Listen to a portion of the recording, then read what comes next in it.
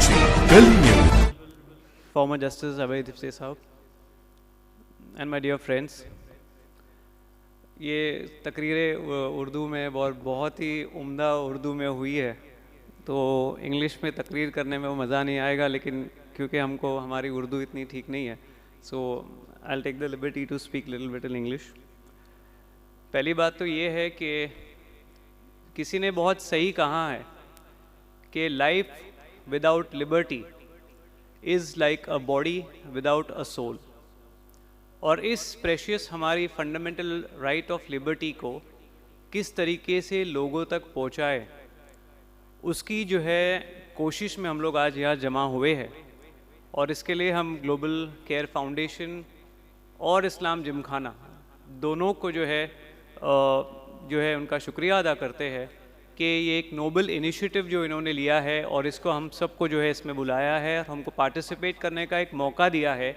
ये हमारे लिए एक अपॉर्चुनिटी है, ना ही ग्लोबल केयर फाउंडेशन के लिए। बिकॉज़ अगर ये फाउंडेशन नहीं होता तो हमें ये एक एवेन्यू भी नहीं मिलता इस नोबल कॉज को आगे बढ़ाने के लिए। हमारे जो कैसर खालिद साहब ने बताया कि जो सिचुएशन होती है प्रिजनर्स की और जो लाइन वो देखते हैं आर्थर रोड के पास, इसी तरीके के एक्सपीरियंसेस एज अ लॉयर हमको भी कोर्ट में देखने के लिए मिलते हैं। और बड़ा बुरा लगता है जब हम कोर्ट के कॉरिडोर्स में देखते हैं कि जो आरोपी आकर के बैठे रहते हैं और जब उनके बच्चे आकर उनको जब मिलते हैं और जो वो बाप बेटे के और बाप और बेटी के जो हक करने का जो सीन कॉरिडोर्स में देखा जाता है, जिस तरह से वो रोते हैं, तो इतनी साल की वकालत के बावजूद भी हमारे दिल उस तरीके के पत्थर नहीं हुए, हम भी उस चीज़ को नहीं देख पाते। और इसलिए जो है हम इस फाउंडेशन के साथ जो जुड़ने का हमारा मकसद भी यही है कि एज अ लॉयर हमें जो वकालत करने की फ़ीस मिलती है वो एक अलग चीज़ है, लेकिन हमारी भी एक सोशल, मॉरल और एक रिलीजियस रिस्पॉन्सिबिलिटी है कि हम इस नोबल कॉज को जो है आगे बढ़ाएं और इसका साथ दें।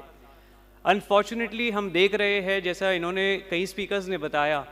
कि हमारे जो कम्युनिटी के और ह्यूमन रिसोर्सेज जो है वो गलत जगह पर लग रहे हैं, ऐसे नोबल कॉजेज़ में नहीं लग रहे हैं। और ये इसलिए नहीं लग रहे हैं क्योंकि हमें इनसे जो है एम्पैथी नहीं है। ये जो लोग अंदर है ना, इनसे जब हमारे दिल में एम्पैथी आएंगी कि वो क्या किस चीज़ से गुजर रहे हैं, इस चीज़ का हमें एहसास नहीं हो पा रहा है। आप यकीन करिए, एक बार एक फ्यूनरल में हम गए थे और जब किसी बॉडी को जब लगाया जाता है ना, रखा जाता है कब्र में और उनको टर्न किया जाता है किबले की तरफ, डायरेक्शन ऑफ द काबा, तो उस वक्त हमारे साथ में एक जानने वाले थे जो जेल में रह के आए थे और वो हमसे कह रहे थे कि वकील साहब, आपको पता है कि ये जो मुर्दा है इसके पास भी ज़्यादा जगह मिल रही है लेटने के लिए, लेकिन हम जब जेल में थे हमें आड़ा सोना पड़ता था, पीठ पर लेट कर भी नहीं सोते थे। कभी सो जाए तो बाजू वाला जो हमारे से पहले है वो हमें उठा देता था मार कर कि आप इतने आराम से नहीं सो सकते, ये जेल प्रेमिसेस है। तो आप सोचिए कि उनके ऊपर क्या बीती होगी जो सालों साल से उस जेल में रह रहे हैं। और जो अंदर रहती है उनकी जो तकलीफ़ है वो तो अलग है, लेकिन आप ये भी नहीं समझ सकते कि जो उनके फैमिली मेम्बर्स हैं उनकी क्या तकलीफ़ है। हमारे पास एक केस था जिसमें एक यंग लेडी थी जिनके हस्बैंड जो है वो केस के अंदर जो है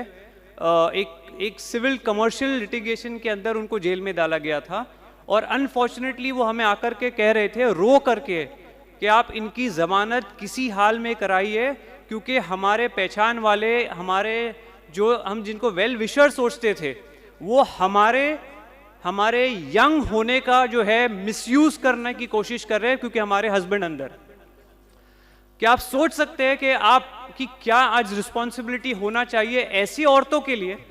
और उनके ऐसे बच्चों के लिए जो एक्सप्लॉइट के होने के वर्ज पर है, क्योंकि उनके हस्बैंड सालों से जेल के अंदर। और हम लोग जैसे कि कई स्पीकर्स ने कहा कि शादियों में पैसा खर्च कर रहे, उम्रा में पैसे खर्च कर रहे। हम ये नहीं कहते कि उम्रा के लिए मत जाइए। हमारा जो माइंडसेट जो ख़राब हुआ है वो ये हुआ है कि जब हम किसी को कहते ना, अभी हम उम्रा के लिए गए थे तो हमने भी सर ये किया था, तो ये नहीं पूछते कि सिर्फ कि उम्रा करके आए, ये पूछते कौन से टूर से गए थे आप, क्योंकि उनको पता है कि जिस टूर से हम जाएंगे उससे हमारा स्टैंडर्ड पता चलेगा। लेकिन ये बात का एहसास हमारे कम्युनिटी को लाना ज़रूरी है कि जो फंड्स हम लोग एक पर्टिकुलर टूर के साथ में जाने के लिए खर्च करते हैं, आप सोचिए वही फंडिंग अगर ऐसे कॉज में लगेगी तो कितने लोग का एडवांटेज होगा, कितने औरतें जो है इस जिल्लत से बचेगी, इस एक्सप्लॉयटेशन से बचेगी, कितने बच्चे हैं जो डिस्ट्रॉय हो रहे हैं क्योंकि उनके माँ या उनके जो अब्बा है वो जेल के अंदर है। स्टैटिस्टिक्स यही बता रही है कि मर्दों के अलावा 5,54,000 odd people are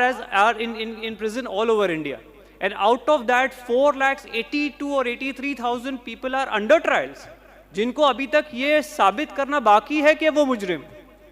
लेकिन उनको मुजरिम करार दे करके जो बाहर के लोग हैं वो उनके फैमिली के साथ क्या बर्ताव कर रहे हैं। क्या हम लोग ये सोच रहे हैं जो अदालत ने भी अभी उनको मुजरिम जो है करार नहीं दिया है, लेकिन हम उनको मुजरिम समझकर हम उनकी मदद नहीं करना चाहते? ये क्या माइंडसेट हम लोग लेकर के चल रहे हैं। और इस ग्लोबल फाउंडेशन ने जो ये नोबल कॉज स्टार्ट किया है, यकीन करिए इसके पहले तक हमें 22 साल हो गए वकालत में, क्रिमिनल फील्ड में हमारी प्रैक्टिस है और अल्हम्दुलिल्लाह स्ट्राइक रेट भी बहुत अच्छा है हमारा, लेकिन हम ये सोचते थे कि बेल ऑर्डर जो है वो दिलाना बहुत बड़ा काम है। बेल मिलने के बाद, ऑर्डर होने के बाद जो फॉर्मेलिटीज की जाती है वो कोई बड़ी बात नहीं है, वो तो कैसे भी हो जाती है।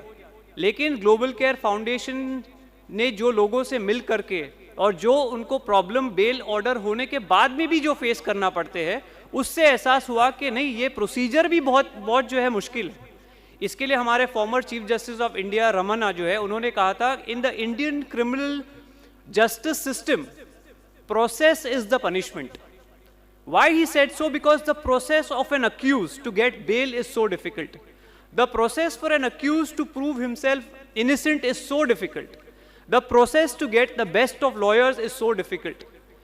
इसके वजह से जो प्रोसेस के अंदर जो सज़ा मिलती है ना, वही इतनी हो जाती है कि सज़ा साबित करने के बाद उसको और सज़ा देने की ज़रूरत नहीं पड़ती। So I thank Global Care Foundation for taking up this initiative. We have all the good and wonderful people here who have come and joined this cause. I appreciate each one of you. And even I at my instance, जब high court में कुछ petitions ऐसे होते हैं ना, जिसे कहा था कॉशिंग पिटिशंस, जब एक केस की जाती है फिर उसको रिजॉल्व हो जाता है, सेटल हो जाता है, तो कॉशिंग बाय कंसेंट के लिए जाया जाता है। तब कोर्ट बोलता है कि आप कंसेंट के लिए तो आए हो, लेकिन पुलिस का आपने मिसयूज़ किया, एफआईआर दर्ज करके उनको इतना काम पर के लगाया और अभी आप सेटल कर देते हो बैठ करके। तो ऐसे केस में जो है ना, कॉस्ट इम्पोज किया जाता है पार्टी के ऊपर जिसने इस पुलिस मशीनरी का यूज़ किया है। और हम ये कोशिश करेंगे कि जब ये कॉस्ट इम्पोज किया जाता है तो कभी जो है पुलिस वेलफेयर फंड को दिया जाता है, कभी कोई लाइब्रेरी को दिया जाता है, कभी कोई कैंसर एड इंस्टीट्यूट को दिया जाता है। हम ये कोशिश करेंगे कि ऐसे मैटर्स में जब कोई कॉस्ट लगे तो वो कॉस्ट जो है ग्लोबल केयर फाउंडेशन को भी दिया जाए, ताकि उसके फंड्स जो है इस तरीके के गरीब जो है पुअर प्रिजनर्स है उनको जो है इसका फ़ायदा हो सके और ज़्यादा से ज़्यादा जो है ऐसे लोग जो है इस जो पीड़ित लोग हैं या जो अंदर है वो बाहर आ सके। और इसी के साथ जो है हम तिप्से साहब को भी लेट हो रहा है, तो हम चाहते हैं कि उनको भी आप लोग सब सुने। Thank you so much.